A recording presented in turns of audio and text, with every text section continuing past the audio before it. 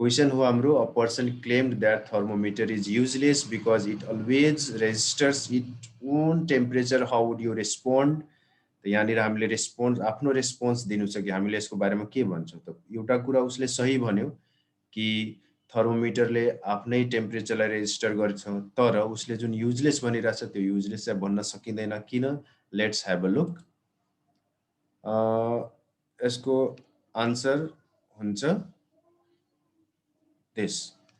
हामीले यसरी लेख्न सक्छौँ, actually when thermometer and the body are connected, then there will be transfer of heat from the body to the thermometer until they come in thermal equilibrium. हामीले यो फिजिक्सको टर्म्सहरू use गर्नुपर्छ है। Okay, हामीले reason दिँदाखेरि, हामीले आफ्नो थ्योरिटिकल क्वेसनको आन्सर लेख्दाखेरि फिजिक्सको टर्महरू, फिजिक्सको लजिकहरू use हुनु पर्यो। ओके, जसले गर्दा त्यो फ्याक्ट क्लियरली त्यहाँनिर इन्डिकेट हुन्छ। तिनीहरू थर्मल इक्विलिब्रियममा जबसम्म आउँदैनन् तबसम्म हाम्रो बडीमा बढी हिट हुन्छ अनि थर्मोमिटरमा कम हिट हुन्छ, जसले गर्दा बडीबाट थर्मोमिटरमा हिट ट्रान्सफर हुन्छ र एउटा समय आउँछ जुन समयमा दुईटैको टेम्परेचर सेम भइहाल्छ, त्यही हो थर्मल इक्विलिब्रियम। अनि त्यसपछि फ्लो अफ हिट स्टप हुन्छ, जसले गर्दा दुईटैको सेम टेम्परेचर सेम भयो। अब थर्मोमिटरको टेम्परेचर पनि त्यति नै हो, एज वेल एज बडीको टेम्परेचर पनि त्यति नै हो। त्यहाँनिर थर्मोमिटरले आफ्नो टेम्परेचरलाई रेजिस्टर गरेर सो गर्छ र हामीले पढेकै छौँ थर्मल इक्विलिब्रियमको बारेमा। यहाँनिर दुईटैको टेम्परेचर सेम भयो, यहाँ लेख्न सक्छौँ, here persons claim that the thermometer registers its own temperature is true, but the registered temperature is also temperature of the body. That's why we cannot say the thermometer is useless. Hope you understood it. Okay, अब यो क्वेसनको बारेमा अलिकति discuss गरौँ। Have a look, everybody. क्वेसनले के भन्दैछ, why is it possible to loosen cap of bottle by dipping it in hot water? Now, why is it possible to loosen the cap of bottle by dipping it in hot water? को reason के हुन्छ हेरिहालौँ। When cap of bottle is dipped in hot water, then there will be unequal expansion of cap and the neck of bottle. Unequal, equal भयो भने त सँगैसँगै tight भइहाल्छ नि, सँगैसँगै दुइटै loose हुन्छ, सँगैसँगै दुइटै क्याप हुन्छ हैन। तताउँदाखेरि लुज हुन्छ अनि चिसो बनाउँदाखेरि टेम्परेचर कम टेम्परेचर जब हुन्छ तब टाइट हुन जान्छ तिनीहरू। ओके, तर यहाँनिर अनइक्वल एक्सपान्सनले गर्दा पोसिबल भयो। अनइक्वल एक्सपान्सन चाहिँ किन हुन्छ? We know expansivity of metal.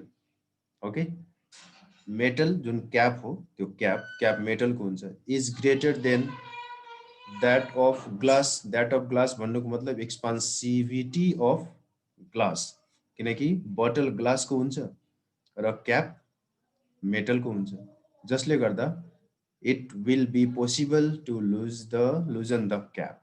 That is the reason behind this. Hope you understood it. Okay, ready for next question. Next question. Okay, ल यसको बारेमा सबजना एकचोटि सोचौँ। Why water tap burst rises in severe winter? Okay, now have a look answer of this. हुन्छ के यहाँनिर वाटरको जब आइसको formation हुन्छ 4 डिग्रीबाट 0 degree सेन्टिग्रेडतिर जब चिसोपन बढ्न थाल्छ, टेम्परेचर घट्न थाल्छ, त्यसबेला वाटरमा एनोमलस एक्सपान्सन हुन्छ, थाहा भएकै कुरा हो। वाटर कन्ट्र्याक्ट नभएर एक्सपान्ड गर्न थाल्छ र त्यसको अपोजिटमा के हुन्छ, जुन पाइप हो त्यो पाइप चाहिँ कन्ट्र्याक्ट गर्न थाल्छ। त हुन्छ के वाटर बढिरहेछ, आइस बन्दै जान्छ, त्यसको भोल्युम बढ्दै जान्छ हैन। उतातिर पाइप के हुन्छ, पाइपको टेम्परेचर घट्दै जान्छ, पाइप जुन सुरुमा थियो त्यो भन्दा पनि कन्ट्र्याक्ट हुन्छ। त भित्रबाट इन्टर्नल प्रेसर बढ्छ त्यसको हैन। त आइस जुन हुन्छ त्यो आइसले पाइपलाई भित्रबाट हाई प्रेसर दिन्छ, जसले गर्दा ट्याप ब्रस्ट हुन्छ। Okay, have a look. यसलाई हामीले यसरी मिलाएर लेख्न सक्छौं in severe winter when water inside pipe cools from 4 degrees Celsius to 0 degrees Celsius, then it freezes and expands due to its anomalous expansion, but size of pipe contract due to fall in temperature. We know this. An expansion in volume of water exerts outward pressure in the pipe. Hence, tap burst rises. That's it. Okay. Okay, पनि बुझिसक्यो होला कसैलाई केही problem नहोला Now let's go through this.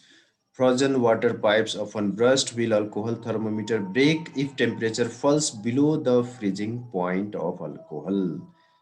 Water को केसमा त burst हुन्छ अब अल्कोहल को केसमा ब्रस्ट हुन्छ कि हुँदैन यसको आन्सर यहाँ छ water inside pipe cools from 4 degree Celsius to 0 degree Celsius freeze हुन्छ एक्सपान्ड गर्छ एनामोलस एक्सपान्सन को कारण र उतातिर पाइप कन्ट्र्याक्ट हुन्छ यहाँनिर ब्रेक हुनुको मेन रिजन के हो एनामोलस एक्सपान्सन ओके यो वाटर को केसमा विशेष गरी हुने हो किनकि वाटर यो पार्टिकुलर कन्डिसनमा कन्ट्र्याक्ट नभएर के भइहाल्छ एक्सपान्ड भइहाल्छ जुन अब्जेक्ट को भित्र छ पाइप को भित्र छ भने पाइप कन्ट्र्याक्ट भयो अनि वाटर भित्रको जुन वाटर हो आइस बन्ने क्रममा एक्सपान्ड भयो जसले गर्दा ब्रेक हुन्छ र बाँकीमा त त्यस्तो हुँदैन हैन यहाँ के छ but alcohol thermometer won't break if temperature falls below the freezing point of alcohol because the volume of alcohol also decreases along with the thermometer on cooling. Thermometer जुन हो थर्मोमिटर को जुन बल्ब हो थर्मोमिटर को जुन pipe हुन्छ जुन भित्र त्यहाँ अल्कोहल बस्ने ठाउँ हुन्छ त्यो कन्ट्र्याक्ट हुन्छ अल्कोहल पनि त कन्ट्र्याक्ट हुन्छ अल्कोहल पनि के भइहाल्छ कन्ट्र्याक्ट हुन्छ दुईटैको भोल्युम घट्छ जसले गर्दा ब्रेक हुँदैन वाटरको केसमा के हुन्छ वाटरको भोल्युम बढ्छ पाइपको भोल्युम घट्छ जसले गर्दा इन्टर्नल प्रेसर आउटवर्ड त्यहाँनिर एक प्रकारको भित्रबाट इन्टर्नली एउटा प्रेसर आउँछ बाहिरतिर त्यो along the surface of pipe अनि जसले गर्दा पाइप फुट्छ तर यहाँ यो फुट्दैन ओके यसको आन्सर के हुन्छ no alcohol thermometer will not break okay hope you understood it next now next question two metallic rod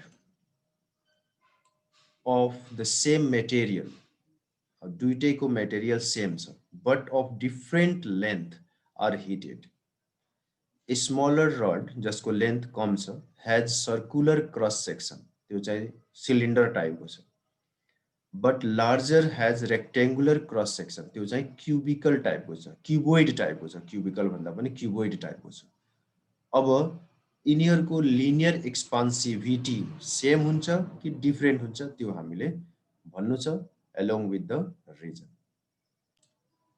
now answer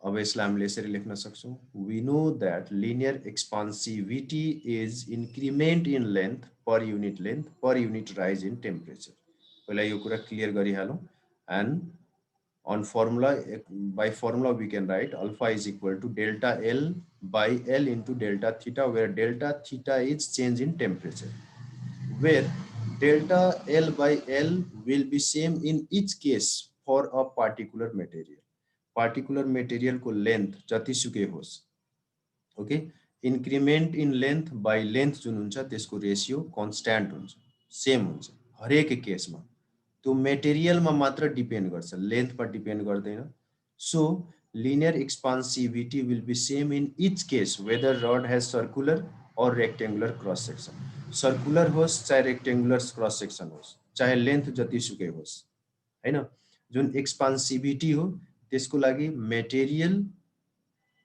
मा डिपेन्ड गर्छ मेटेरियल सेम छ भने अल्फा को भ्यालु सेम आउँछ मेटेरियल सेम छैन भने अल्फा को भ्यालु डिफरेन्ट आउँछ ओके द रड जस्तो सुकै होस् मेटेरियल सेम छ भने linear expansivity will be same this is the answer hope you understood